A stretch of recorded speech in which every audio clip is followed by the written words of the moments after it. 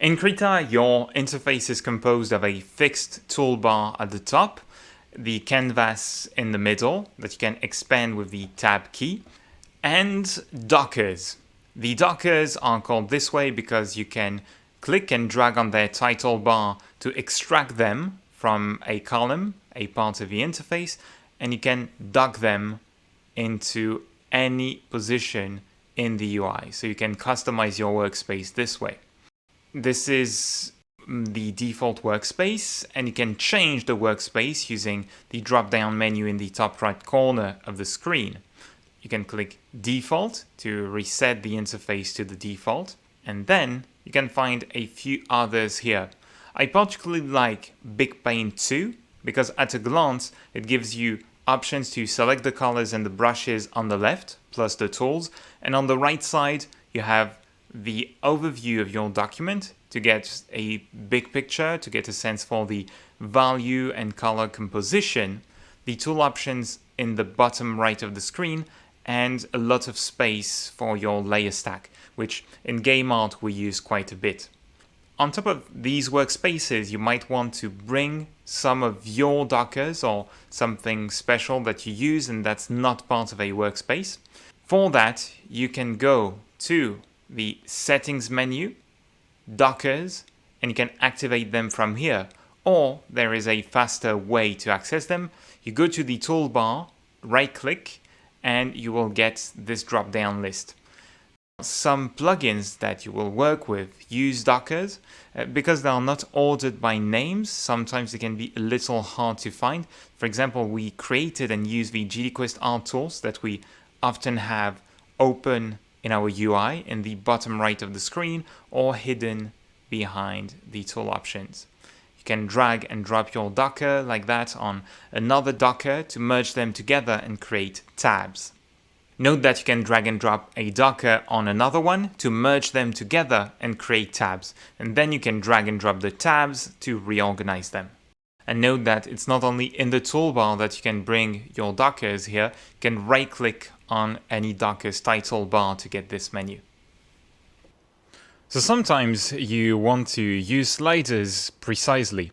With the opacity one, it's not too big of a deal, but say I go to my layer styles here in the drop shadow. One issue I have with that is when I'm sliding the distance, it soon starts to scale up super quickly. If I want to work in the 100 to 200 pixels range, if I have a big document, this is hard to get a really precise result there. And I don't want to always right-click and edit the value manually, because you can do that. So you can right-click on any slider to set the value. But you can also keep the Shift key down, and this will slow down the rate at which you change the slider's value, giving you a lot more control over it. The same thing for the size here. If I shift click, you can see that my mouse cursor is moving a lot farther than the actual slider. This is not all. You can also press the Control key and click and drag to snap the slider to increments that are defined in Krita itself. So it depends on the slider. If I do this on my brush's size, it's going to set it to decimal numbers. And if you want to have pixel perfect brushes, especially for pixel art, you can keep the Control key down and it will snap to different increments, as you can see on the slider. So you always have a whole number in there. When you want to move elements on the screen with the transform tool, which you can access with the T key in Krita, it's going to move the currently selected layer at points. So right now the Kickstarter logo. If you press the R key and click on something else, you can select another layer.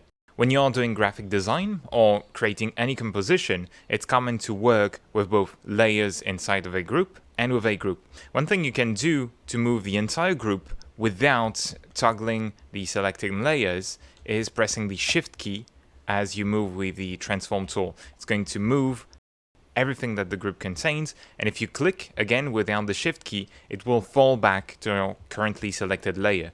So say I want to move the title and the Kickstarter logo relative to the Godot logo here. I'm going to press Shift R, select the Kickstarter logo, and now with Shift and left click, I can move them down on the Y-axis. If I press Shift and just click with the transform tool.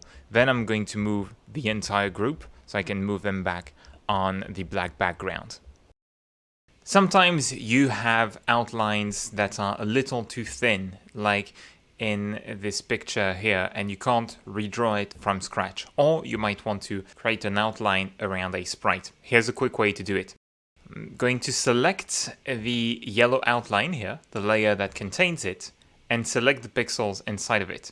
Control click on the thumbnail in Krita 4.2, or you can right click and select opaque in all versions of Krita. Then I'll go to select, grow selection. It's going to grow the selection by a number of pixels, so it's going to expand my selection. I'll go with 3 pixels, and you can see my selection is larger than the layer. All I have left to do is to fill the layer, and there you go. The outline is a lot thicker. I'm going to do it at normal speed on the other one, so you can Alt-S to go to the select menu with the keyboard and G to grow. I'm going to go with 3 pixels there as well, and voila, it's filled already. It's not going to update the shadow in this case, so I'll move the shadow layer down. You can see it's a little dirty on the right character, so I'm going to use Ctrl-T to go to the transform tool. Then I'll jump to the Liquify mode and brush my stroke a little bit to move it away from the edges of my drawing. The next tip is one of my favorite features in Krita. I have 2 characters that are a little too close to one another, but I have shadows on a given layer, and I have separate groups for the character. They are all inside of a group. I want to move them apart from one another, but I need a selection for that. Well, in Krita, you can create a selection via the transform tool with Ctrl-T, and voila, you can move multiple layers at once combined with a selection, and that's amazing. Just something you have to know if you're using Krita.